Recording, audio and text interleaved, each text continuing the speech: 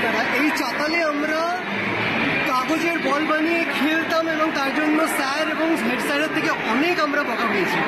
এখানে দাঁড়িয়ে আমাদের রেজাল্ট ডিক্লেয়ার হতো, সুতরাং বুঝতেই পারছেন তো আমাদের কীরকম তখন হার্টের অবস্থা হতো।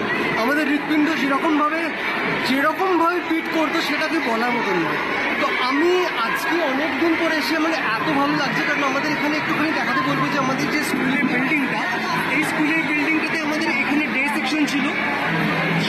গরমকালে আমাদের সকাল 7টা থেকে ক্লাস হতো, তার আগে প্রেয়ার হতো। আমাদের প্রেয়ার 10 মিনিট আগে আমাদের আসতে হতো এবং 7টা থেকে ছিল আমাদের 11টা পর্যন্ত। আর ডে সেকশন ছিল 11টা থেকে বিকেল 4:30-5টা পর্যন্ত ম্যাক্সিমাম।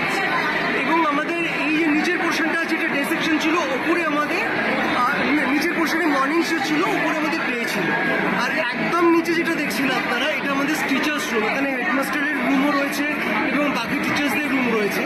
আমাদের আরেকটা ছোট টিচার্স রুম ওই কোনাতে ছিল, যেটা প্রত্যেকটা তলারই কোনাগুলোতে